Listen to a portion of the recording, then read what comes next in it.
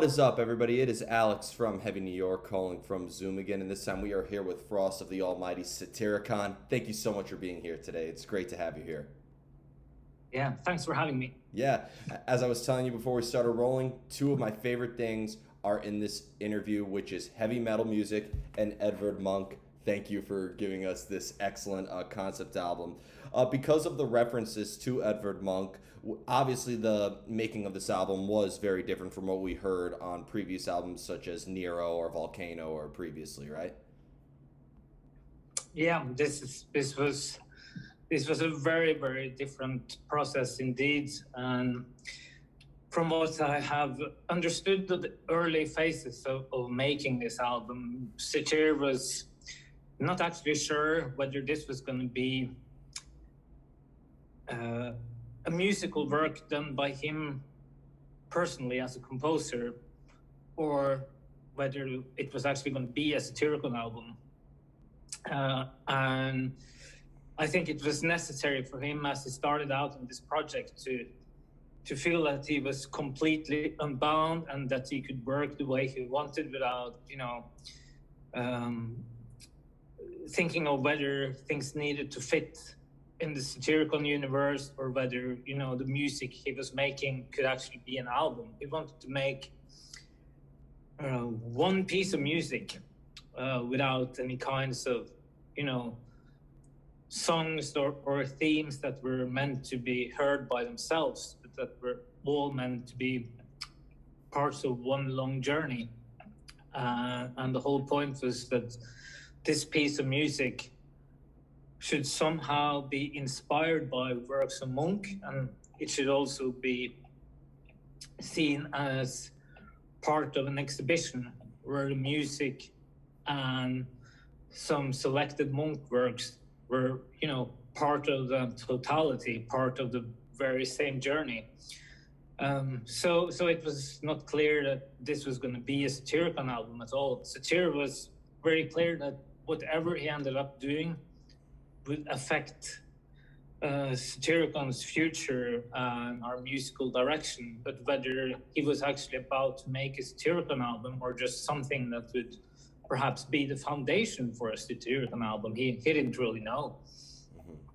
So when he started out, he did it all on his own without anything else to go by than the idea that he should make music that were reflection of his experience of Munch and his works, and that it should somehow end up being part of an exhibition at the Munch Museum. And that was the only thing I was sure of, what type of music and what kind of instrumentation, etc.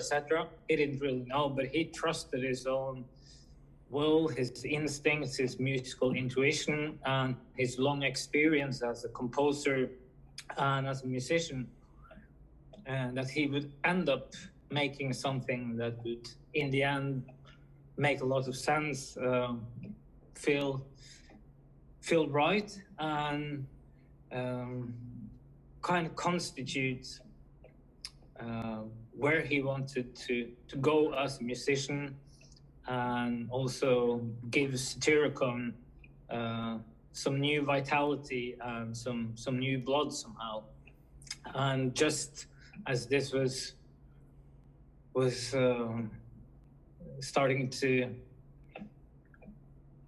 find shape, and perhaps even very far into the process, did it become evident that somehow this music would be the Satyricon album.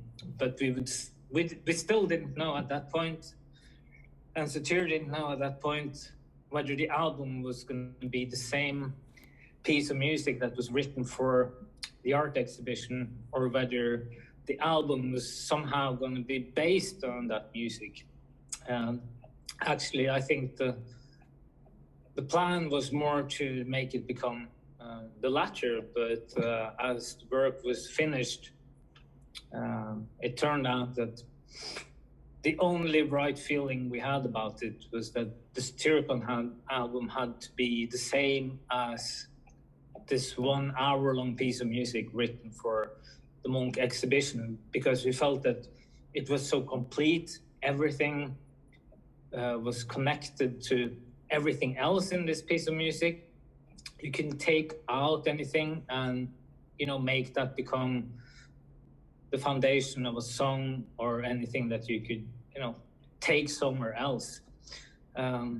So the only right thing to do was to make the piece of music written for the exhibition and the new Satyricon album become the one and the same thing. And as Satyr let me know this, I also felt the same thing, that you cannot tamper with this piece of music. It's perfect as it is. You cannot do anything better out of it, other than let it remain exactly as it is composed and recorded.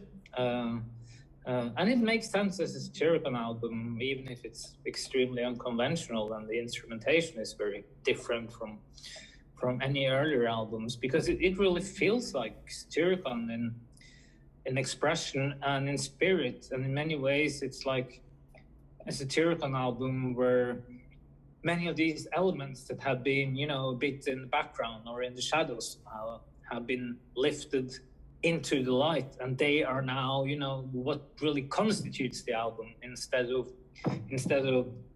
being in the shadows. And there is something about that actually makes a lot of sense, and that feels very correct. And it's the kind of thing that Satyricon could do, because we have never been afraid of taking daring or unconventional moves if it feels it's right for the band and if it's what we want to do. And we would never do anything with Satyricon that doesn't give meaning or doesn't feel right to us. So as this feels right to us, I think it was a wise decision to make the Satyricon and Munch work also become our new album. And that means that it will also have a major impact on where we are going from here. Yeah, and you know what's funny is I had about 4 questions about this Munch piece, and you answered all 4 of them at once. This is excellent. So thank you for that. Yeah, it's very difficult to talk about anything relating to this album without actually trying to tell small stories, because that's how I feel that this album is. It's all, you know, lots of stories that are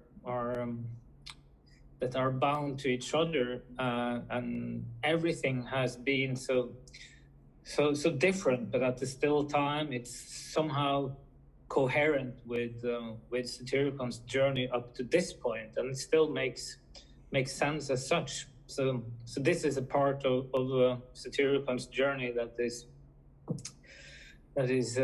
truly taking things to a very, very different place. When I saw the Munch exhibition, about 5 years ago in New York City, you know, they had all of Munch, from the Scream to Madonna to the Weeping Nude, and all of his classic paintings. And the first thing I thought of, because when you exanalyze Munch's emotions, and I studied him religiously in art history class, like, his emotions just bring in a similar essence of darkness that I heard in many albums, including Satyricon albums, maybe not even just in this album, but from what I heard from, you know, like earlier in the work, from Dark Medieval Times to, you know, to Nemesis Divinia. So like, it almost seems like this raw, dark form of music was always the soundtrack to what was in Edvard Munch's state of mind, in a way. And I thought you brought that point home with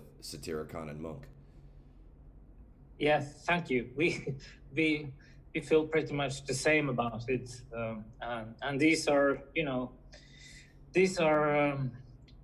huge words, but it still makes sense to us. We feel that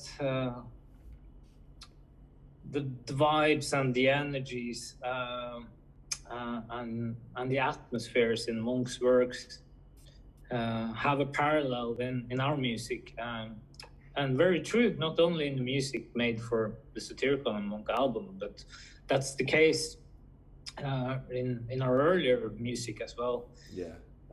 I think Munch was showcasing all the darkness in Norway before any of the Euronymouses or the Fausts or I think Edvard Munch was the first real black metal artist. That makes some sense, weirdly enough. Yeah. And I do want to circle a little bit back to Edvard Munch towards the end. There are a couple of questions just for the fans that I wanted to ask as well, because I feel like there's a lot in the Satyricon camp to celebrate, including 20 years. This is the 20-year anniversary of Volcano. So I was just wondering, maybe kind of going back into the Satyricon state of mind lately, what was the songwriting process in Volcano compared to what we would hear in albums such as Nero and even this recent work? Yeah, Volcano was very special in the sense that it was the very first album Satyricon made where we had a lot of focus and emphasis on the songwriting itself and how to structure the songs. On especially the three first albums, but to a large extent on Rebel Extravaganza as well.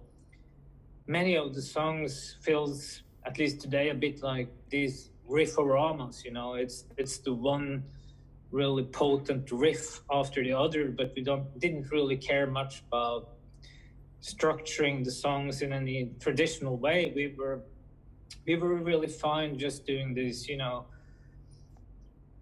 one-way street kind of songs that they just begin somewhere and they end up somewhere else, and you have, you know, lots of cool things going on in the meantime, but you don't really have this classical recognizable structures that you would find in classical rock music, for instance. Yeah. So not much of, you know, the traditional verses and choruses and bridges and you know, that you have lots of repetitions of certain themes that make the structure somehow, you know, a bit more evident and easy to grasp. But on Volcano, we actually felt that it was time that we started to see whether we could write songs in a more traditional, classic way, because after all, both Satyr and I have always been into music that is structured a classical way. We like, you know, old school black metal that was done much more in the rock and roll fashion. Many people tend to forget that, and we listen to, you know, rock and hard rock music from late 60s and 70s and early 80s and so on, and all that music feels somehow timeless because the kind of traditional structures being used in that kind of music, they just work, you know. So we thought that this being the case and this being something that we haven't really done so far, let's see if we can, you know, write some songs in the traditional way and make it work for us. And let's see if that unlocks a few doors and opens up some potential for us. Do you feel and this is really something that we felt happen on Volcano? We, for the first time in Satyricon's history up to that point, have, you know, a selection of really traditionally structured songs that have this more, you know, rock and roll type of signature theme, verse, chorus, bridge, verse, chorus, that type of structures. And we felt that it was actually more difficult than we could think of, but also I think that it truly took Satyricon a huge step forward, and it was a very important endeavor for us. Do you feel like when you compare the evolution of Satyricon's sound from Dark Medieval Times to Rebel Extravaganza all the way up to this Munch, I know that the Munch album was sort of like more of like an experiment and a real turning point in the Satyricon catalog, but when you examine the evolution from everything, again, from Dark Medieval Times to Age of Nero, like, is this the sound that Satyricon was always trying to achieve? Is this the sound that you were able to sort of think about when you and Satyr first got together? Or did the sound just kind of naturally evolve in a way? Yes, somehow I feel that, you know, it's a little bit both. I can definitely hear something Satyricon and Munch work that somehow is almost like the naked essence of Satyricon. But it's also something that would have been very difficult, not to say impossible, for us to make in our very, very early days, because I think that we didn't have the experience nor the skill needed to come up with something like that, and definitely not to come up with something that was also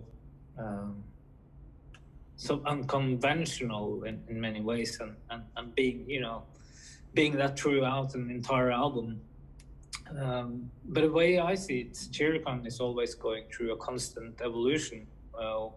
We have always emphasized the importance and the meaning of creativity and innovation and boldness and daring to try something new, because we see black metal as a genre that was born through creativity.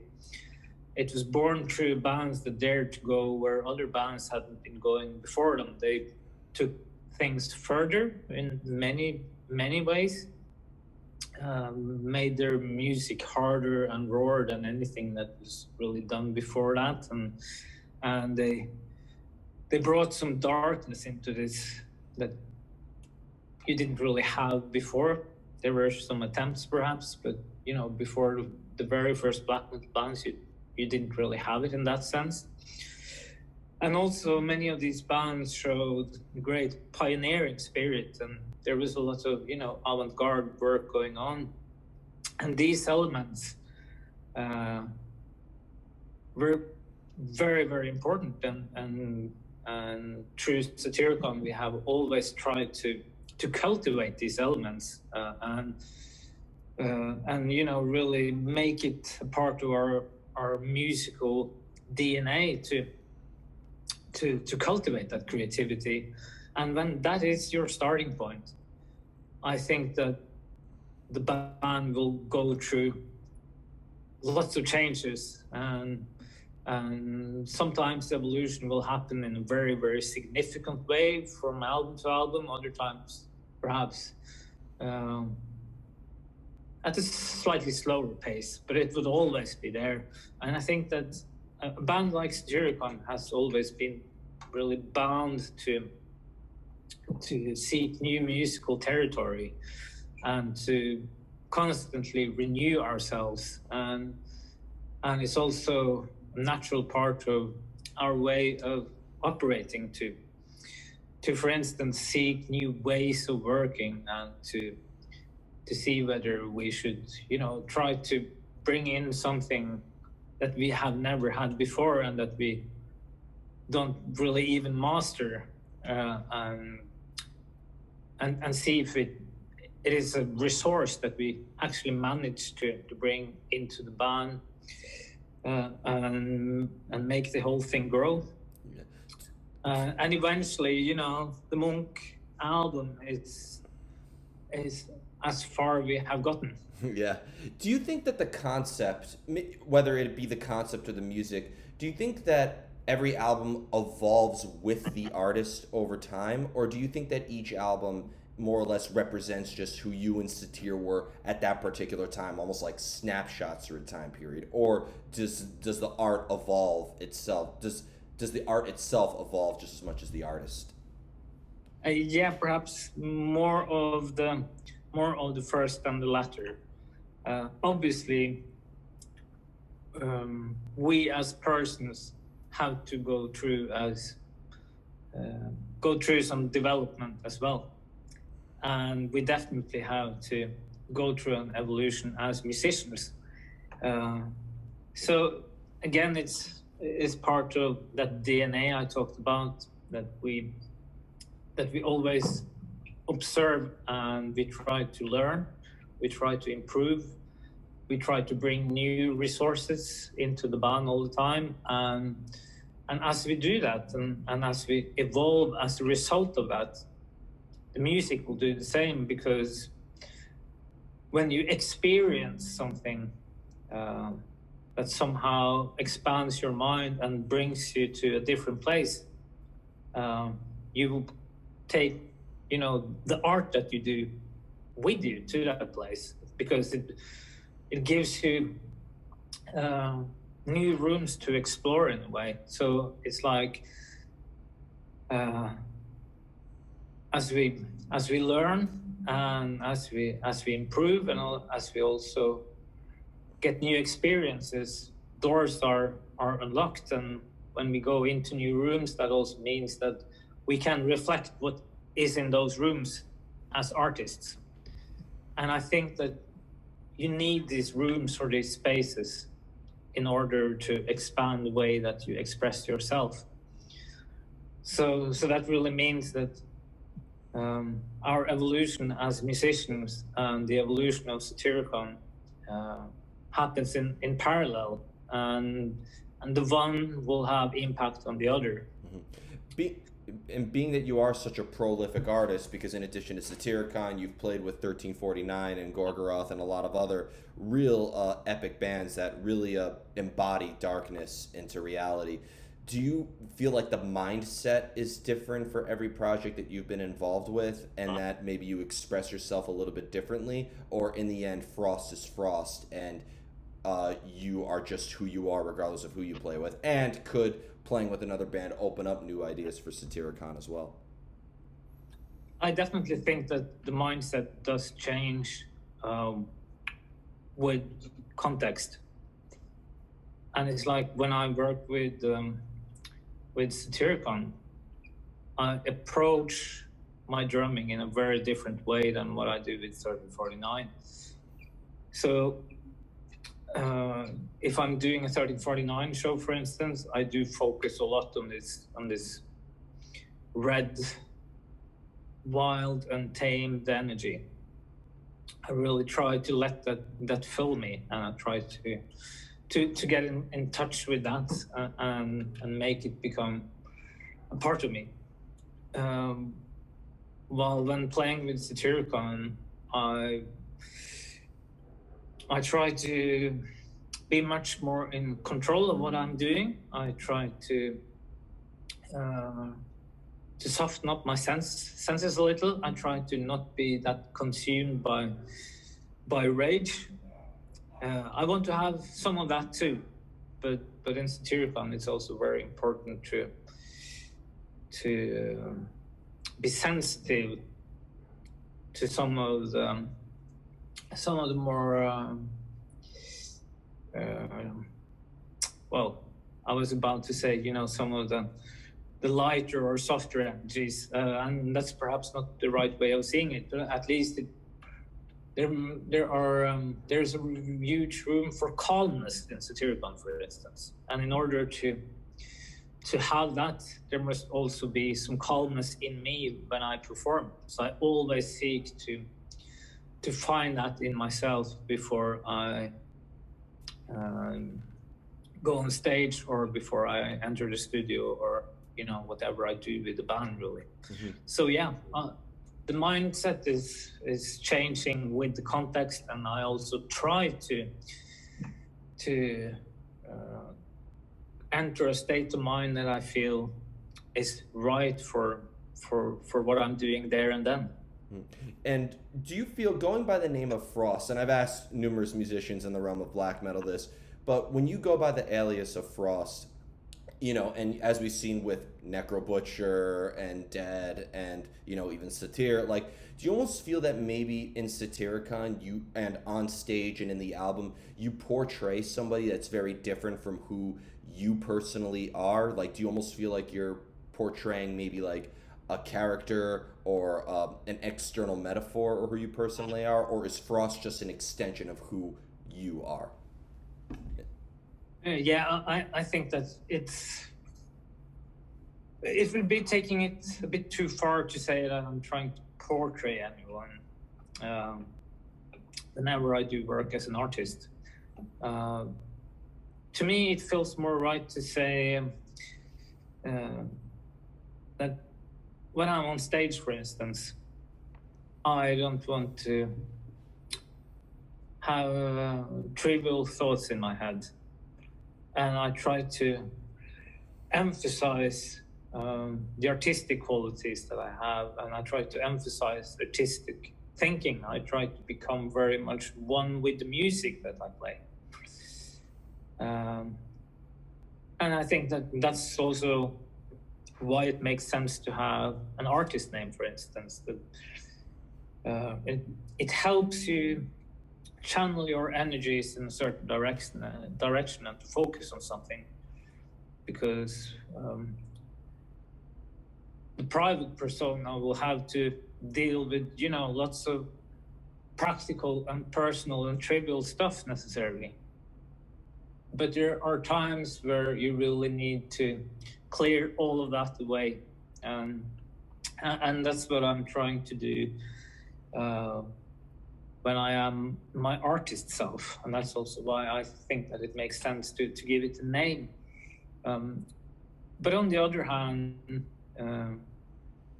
I'm still very much me. It's just, you know, the version of me where I have cleared out what I don't really need to focus on exactly when I'm performing, so that, you know, there is greater room for me to perform without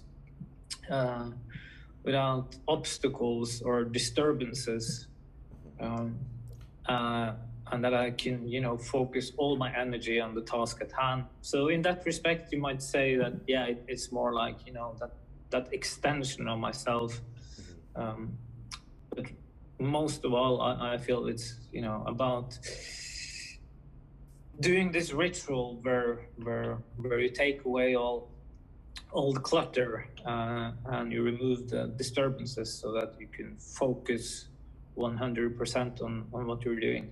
Do you because like being that Satyricon does address so many concepts through history and, you know, all the darkest aspects of man, whether it be other mediums of art like Edvard Munch or Nero, who was really the first tyrant that the world has experienced, and all these different elements.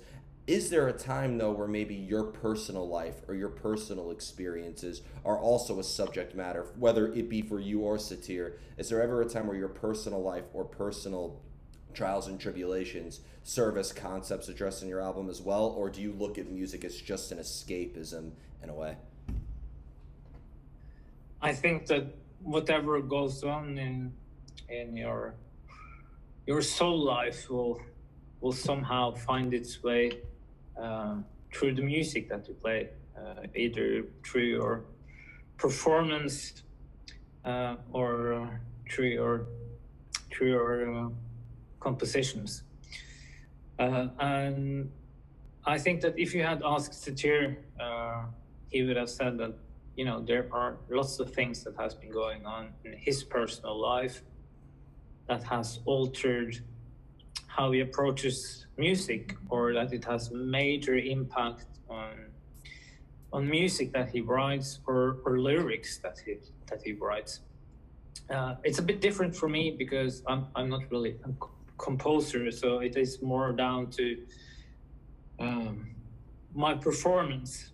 At certain times, perhaps the solutions that I create, but perhaps most of all, it affects how I perform. And I know that if there are some very bothersome thoughts that I have that I really strive to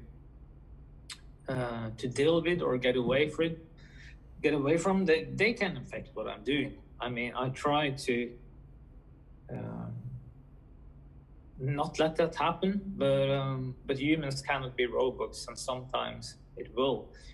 So that tells me that, you know, somehow what goes on in you will have impact on your performances or compositions, whether you like it or not.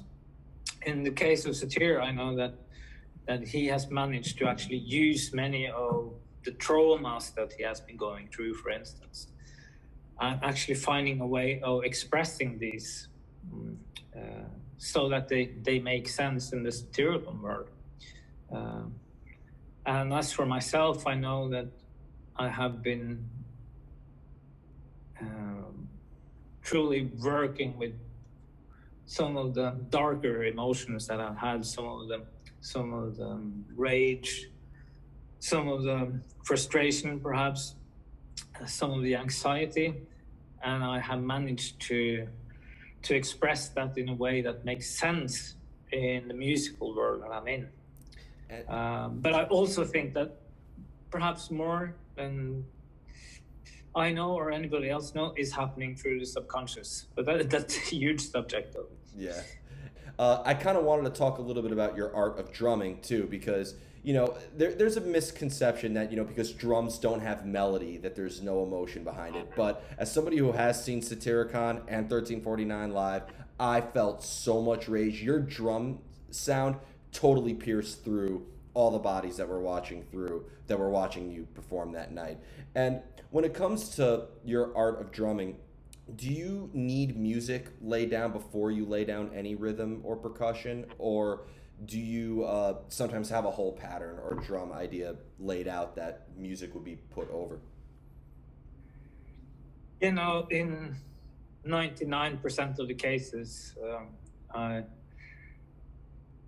based drum arrangements on guitar lines, or a combination of guitar lines and bass, perhaps guitar and vocals, guitar or synth. But in definitely most of the cases, somehow it's based on guitar lines, the riffs, if you want. It also happens that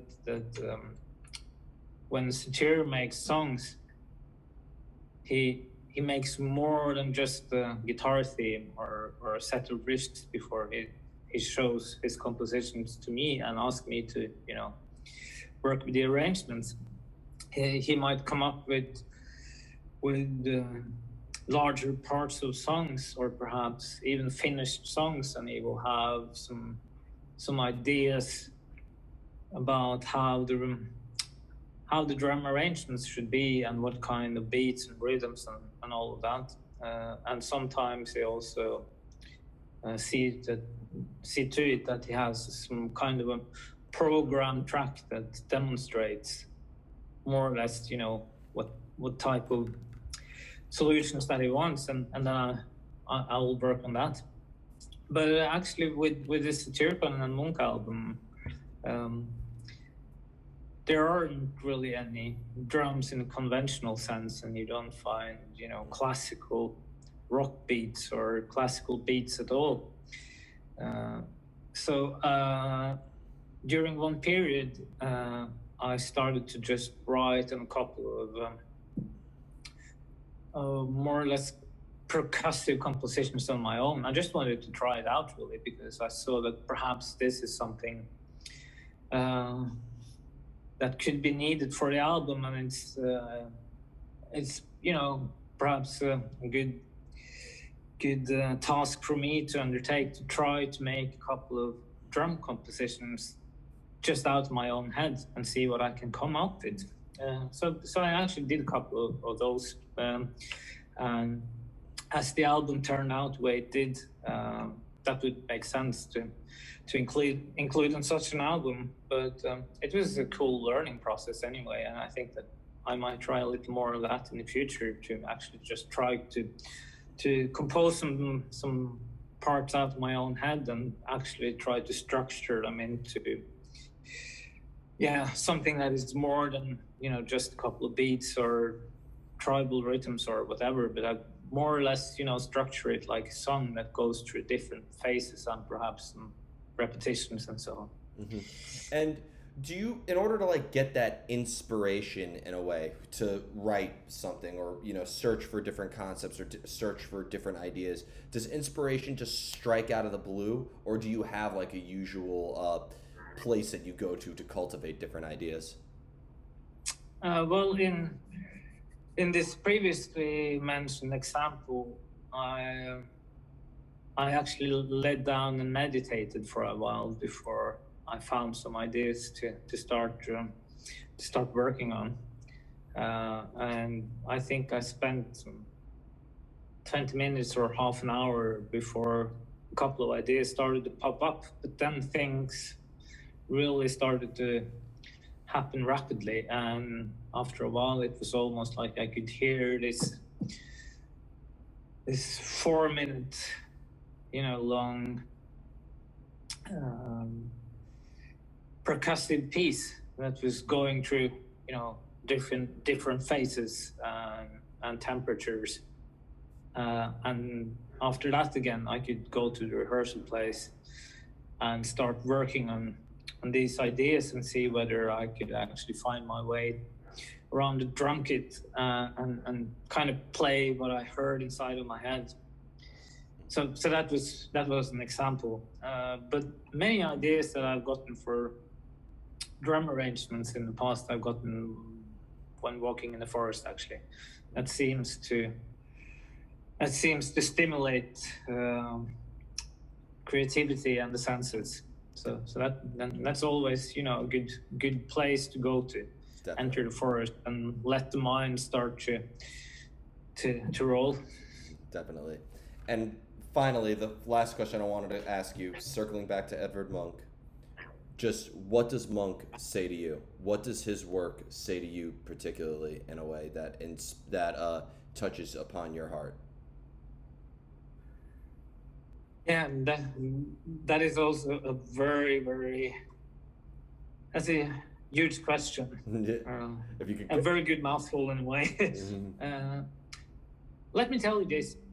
I was going to the Munch Museum for the first time on my own when I was in my 20s, I think. And like basically everybody in Norway, I was well aware of Munch and his works. I knew his importance in Norwegian cultural history. I was familiar with many of his works, but I hadn't really seen his paintings up close. I'd only seen pictures of them, right? And when I went to the museum,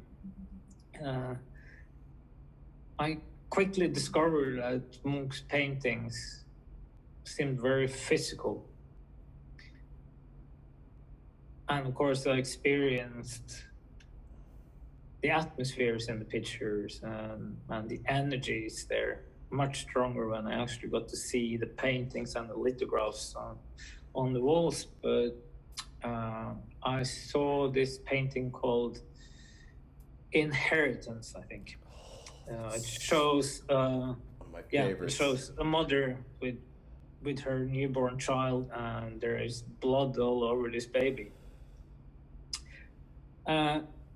And there was just something about the way that the painting was carried out and how physical it was. When I got up close, I could see these clots of paint.